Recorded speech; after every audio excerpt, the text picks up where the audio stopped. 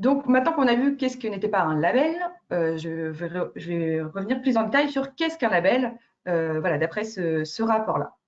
Donc, vous avez entendu parler des signes officiels de qualité.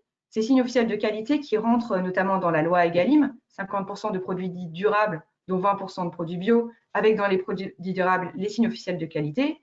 Il y a le label rouge, AOC, AOP, IGP, agriculture biologique. On reviendra par la suite vraiment sur qu'est-ce qu'il y a derrière ces labels-là.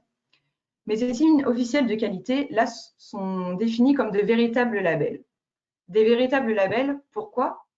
Premièrement, parce que leur usage est collectif, c'est-à-dire qu'ils ne valorisent pas, ils ne font pas la promotion d'un territoire, ils ne font pas la promotion d'un produit pour sa spécificité-là. Ils mettent en avant, ils valorisent les spécificités communes à des produits issus d'origines différentes, c'est-à-dire qu'ils valorisent un cahier des charges spécifique qui est clair et rigoureux, et des produits d'horizons différentes peuvent respecter ce cahier des charges. Aussi, ce qui est important à savoir, c'est que les labels peuvent coexister avec d'autres signes, c'est-à-dire qu'un produit peut avoir différents labels associés à aussi d'autres signes de qualité. Si on prend un exemple, on peut avoir par exemple un Saint-Nectaire qui va du coup avoir l'AOP Saint-Nectaire. Il pourra poser le label. Il pourra aussi être un Saint-Nectaire bio, donc il aura le label bio sur le produit. Il pourra par exemple aussi, il pourra avoir le logo de la marque, soit la marque de la ferme, soit la marque du transformateur.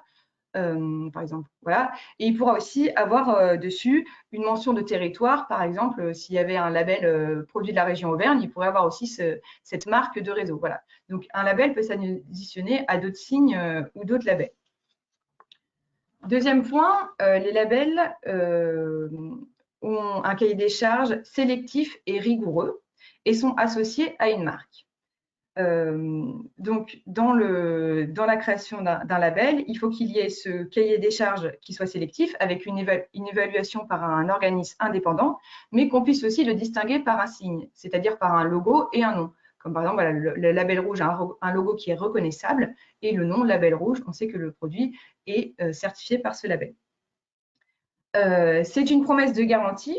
Pourquoi? Eh bien parce qu'il y a un cahier des charges qui est strict et rigoureux, qui a été rédigé et qui est évalué par un organisme indépendant qui est agréé. Ce n'est pas le réseau lui-même qui certifie les membres de ce label, mais c'est vraiment un organisme indépendant qui vient contrôler que les acteurs, le producteur, respectent l'ensemble du cahier des charges qui est défini et qui va lui accorder oui ou non le label.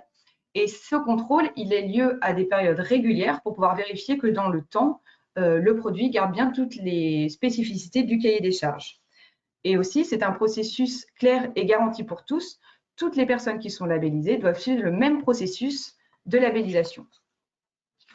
Pour finir, un label doit avoir un intérêt général, doit avoir un bénéfice pour tous. Contrairement à une marque collective qui va valoriser ses membres, un label doit vraiment avoir une distinction avec des objectifs clairs et avoir un intérêt pour la population, pour le territoire. Voilà pour les labels. Du coup, en résumé, je vous ai remis un petit schéma qui fait la distinction. On part de la démarche simplement commerciale, qui est une entité privée, qui a pour objectif de promotion, où il n'y a pas forcément de cahier des charges ni de plan de contrôle. On va passer ensuite aux marques collectives et de valorisation, qui là visent plutôt à mettre en avant un territoire. Elles peuvent être justement, comme on l'a dit, privées ou publiques. Là, il peut y avoir un cahier des charges, mais par contre, il n'est pas contrôlé par un organisme indépendant, il est contrôlé par les acteurs mêmes de cette marque valorisante. Et puis pour finir, on va voir les labels. Les labels qui, là, ont un cahier des charges précis avec un objectif pour tous, bénéfique pour tous. Il va y avoir un cahier des charges qui est rédigé et clair, qui est le même pour tous les membres qui veulent se faire labelliser par ce label-là. Il est contrôlé par un organisme indépendant. Et entre marques collectives valorisantes et labels, on retrouve justement les mentions valorisantes qui, là, sont réglementées, mais contrôlées a posteriori par une répression des fraudes. Voilà pour cette première partie sur la présentation de qu'est-ce qu'un label. Je ne sais pas si ça fait émerger des questions ou des réflexions. voilà, on peut se prendre un petit temps d'échange sur cette première partie.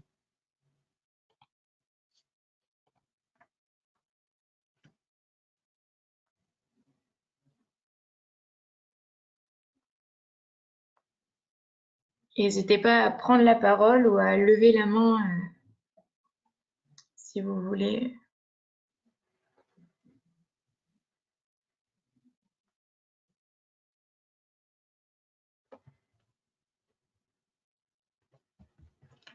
Bah, si on n'a pas de questions, on peut peut-être passer à la suite et puis ça viendra peut-être après.